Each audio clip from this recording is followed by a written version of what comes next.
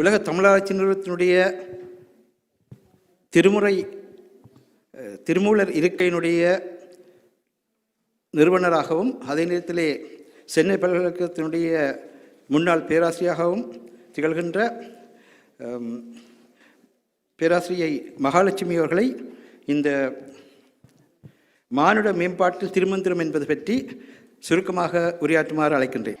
ஏன் நான் திருமூலரை எடுத்துக்கொண்டேன்? திருமந்திரம் என்பது சித்தர்களுள் முதன்மை சித்தராக இருக்கக்கூடிய திருமூலர் இயற்றியது. 3000 பாடல்களை உடையது. இந்த திருமந்திரம் உலகப் பொதுமறை என்று போற்றப்படும் திருக்குறளுக்கு இணையான நூல். எனவே இந்த திருமந்திரத்தையும் திருக்குறளுக்கு இணையான உலகப் பொதுமறை என்று உலகிற்கு காட்ட வேண்டும் என்ற நோக்கில் உலகத்தமிழ் ஆராய்ச்சி நிறுவனத்தில் திருமூலர் ஆய்விருக்கை நிறுவப்பட்டு அந்த பணி இயக்குனர் முனைவர் கோ விசயராகவன் அவர்களால் என்னிடம் ஒப்படைக்கப்பட்டுள்ளது. அந்த வகையில்தான் இப்பொழுதும் உங்களுடன் ஒரு சில வார்த்தைகள் திருமூலரை பற்றி பேச விரும்புகின்றேன். குறிப்பாக ஒரு செய்தி, திருமூலர் ஆய்விருக்கையில் திருமந்திரமும் வாழ்வியலும் என்ற ஒரு பட்டய வகுப்பையும் நடத்தி கொண்டிருக்கின்றோம். நாங்கள் இந்த பட்டய வகுப்பை அங்கு வெகு சிறப்பாக நடத்துகின்றோம்.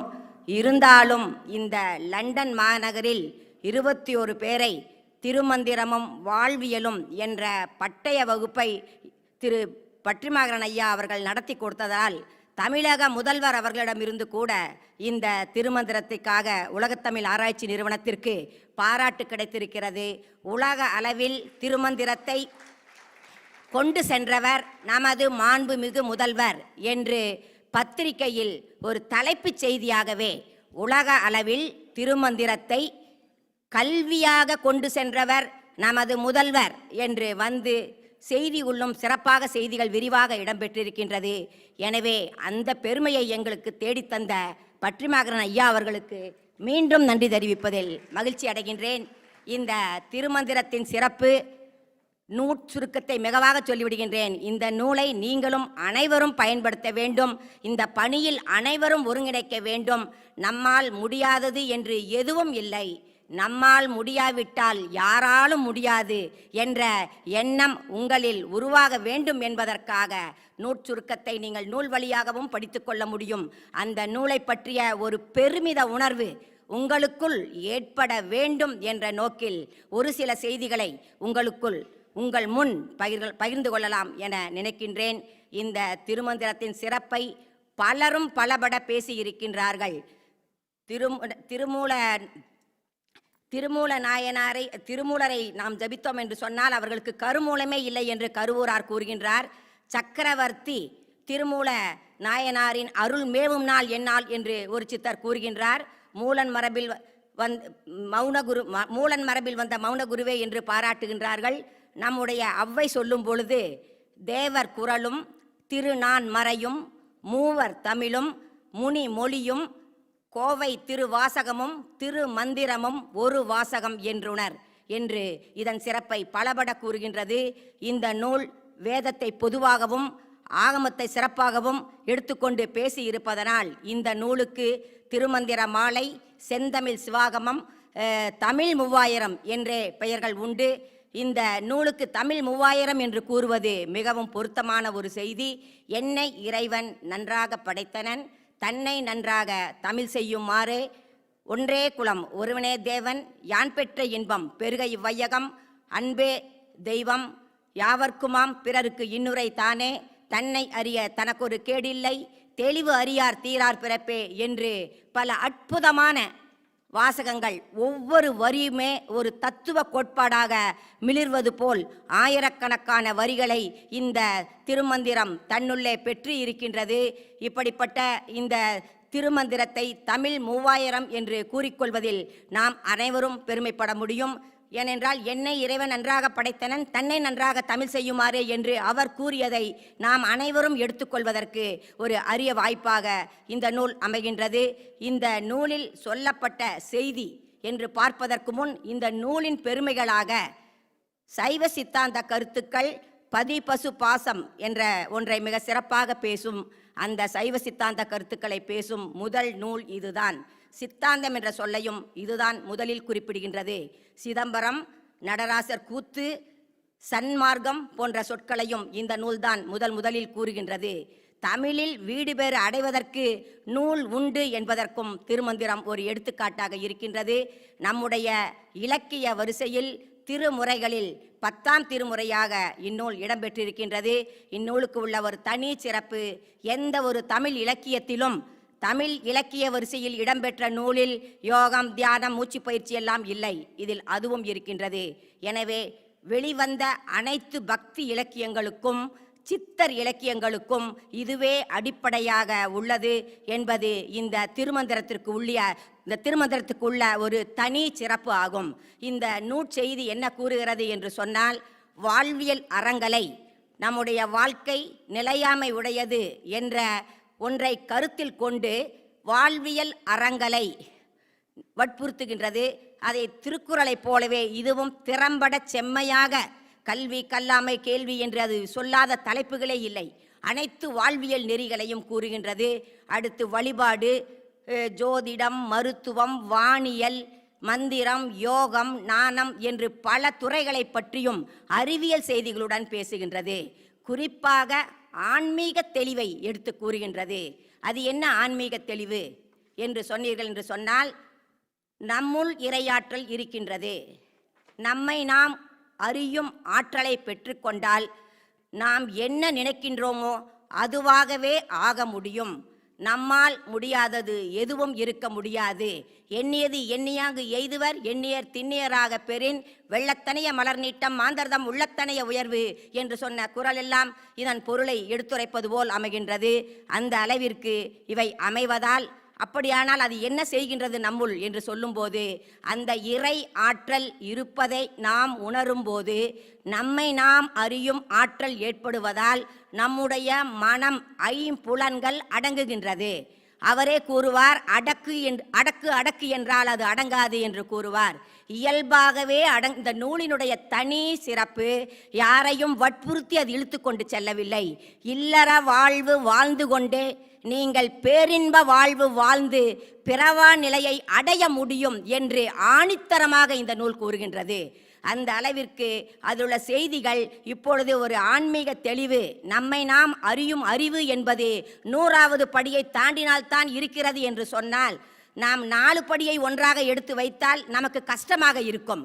ஆனால் ஒவ்வொரு படியாக நம்மை ஏறச் செய்து படிநிலை வளர்ச்சியாக படிப்படியாக நம்மை ஒரு இயல்பு வாழ்க்கை வாழ்ந்து கொண்டே பேரின்ப நிலையை அடைய வழிகாட்டுகின்றது. அந்த நூலின் வழியாக நம்முடைய மனம் பக்குவப்படுகின்றது, நம்முடைய ஐம்புலன்கள் அடங்குகின்றது.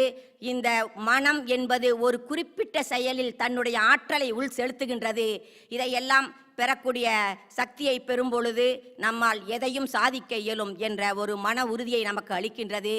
இந்த ஒரு நிறைவான பேரானந்தத்தை நாம் அடையும் போது நம்முடைய வாழ்க்கை நிறைவுடைய வாழ்க்கையாகிவிடுகின்றது. நம்முடைய வாழ்க்கை நிறைவுடைய வாழ்க்கையாக ஆகும்போது நமக்கு அடுத்த பிறவி தேவைப்படாது. ஏனென்று சொன்னால், நம்முடைய உடலில் உள்ள உயிர் இன்னொரு உடலை தேடாது. இந்த உடல் அழியும் போது, ஏனால் உடலுக்குள் ஜீவன் இருக்கின்றது, அந்த ஜீவன் அழியாது. நம்முடைய உடல் அழியும் போது இந்த உடல் இன்னொரு உடலை தன்னுடைய விருப்பங்களை தீர்த்து கொள்வதற்காக தேடாது. எனவே நாம் நம்மை அறியும் ஆற்றலை அறியும் போது நிச்சயமாக நம்முடைய வாழ்க்கை என்பது நிறைவாழ்வு வாழ்ந்த வாழ்க்கையாக, பேரின்ப வாழ்வு வாழ்ந்த வாழ்க்கையாக, பிறவா நிலையை அடையும் வாழ்க்கையாக அமையும் என்பதை தெளிவாக எடுத்துச் சொல்லி, அனைவரும் இந்நிலையை பெற முடியும். ஒரு ஊசி முனையில் கடும் தவம் செய்பவர்களும் 12 ஆண்டுகள் ஓரிடத்தில் உட்கார்ந்து கொண்டு தவம் செய்பவர்களும் மட்டும் அடையக்கூடியதல்ல, அனைவரும் அடையக்கூடியது என்பதை மிக அழகாக சொல்லி இருக்கின்றார். இறை ஆற்றல் என்றால் என்ன என்று சொல்லும் பொழுது, அணுவிற்கு உலகின் தோற்றத்திற்கு மூல காரணமாக எது இருக்கின்றதோ அந்த மூலம், அந்த ஆற்றல், இப்பொழுது அறிவியலார் அதை இறை துகள் என்று சொல்கின்றார்கள். அந்த இறை துகள் நம்மிலும் உள்ளது. அந்த இறை துகளை, அந்த ஆற்றலை நாம் உணரும்போது நாம் நம்மை அறியும் ஆற்றலை பெறுகின்றோம். அதனால்தான் தன்னை அறிய தனக்கு ஒரு கேடு இல்லை என்கின்றார். இந்த அணுவை பற்றி சொல்லும் பொழுது அணுவினுடைய அளவை மிகச் சிறப்பாக சொல்லுவார். ஒரு தலைமுடியை எடுத்து 1000ஆக பிரித்து, அதில் ஒன்றை எடுத்து 100ஆக பிரித்து, அதில் ஒன்றை எடுத்து 10ஆக பிரித்தால் அந்த அளவே அணுவின் அளவு. அப்படியானால் அணுவுக்கும் உள்ளே ஒரு அணு இருக்கின்றது, அது காட் பார்ட்டிகல் என்பதையும் முன்பே கூறிவிட்டார். அணுவின் அளவை அவர் கூறியிருப்பது இன்று நானோ தொழில்நுட்பம் அதை அறிவியல் ஆய்வின் மூலமாக மெய்ப்பித்திருக்கின்றது. இது மட்டுமல்ல, திருமூலர் சொல்லி இருக்கக்கூடிய பல அற்புதமான கருத்துக்களை அறிவியல் இன்று அழகாக மெய்ப்பித்து வருகின்றது. அடுத்த அறிவியல் வளர்ச்சிகளுக்கு எடுத்துச் செல்வதற்கு இதில் ஏராளமான கருத்துகள் பொதிந்து கிடக்கின்றன. அந்த சிதம்பர நடராஜரை பற்றி சொல்லும் பொழுது இப்பொழுது கண்டுபிடித்திருக்கின்றார்கள், நம்முடைய சிதம்பரத்தில் உள்ள நடராஜருடைய கட்டை விரல்தான் பூமியின் மொத்த பரப்பின் காந்த மையம். அவருடைய நடனம்தான் அணுக்களின் அசைவு. இதை என்றோ அவர் கூறிவிட்டார். இன்று அதை அறிவியல் ஆய்வு மெய்ப்பித்திருக்கின்றது. இப்படி இந்த திருமந்திரம் இறைத்துகள் என்பது ஒன்றுமல்ல, உலகத் தோற்றத்திற்கு காரணமான ஒரு இது, அனைத்து உயிர்களுக்கும் அடங்கியுள்ள ஒன்று, நமக்குள்ளும் ஆழத்தில் பதிவாகி இருக்கின்றது. அதை பெற வேண்டும். அதை பெறும்போது நாம் அனைத்து சாதனைகளையும் பெற்று நிறைவாழ்வு, பேரின்ப வாழ்வு வாழ முடியும் என்பதைத்தான் கூறுகின்றது. அதற்கு அது கூறும் வழிமுறைகள் தான் மிக எளிமையாக இருக்கும். நீ வாழும் காலத்து அன்போடு இரு, கருணையோடு இரு, இரக்கமாக இரு, பிறருக்கு உதவி செய். வழிபாடு என்று வரும்போதும் அப்படித்தான்.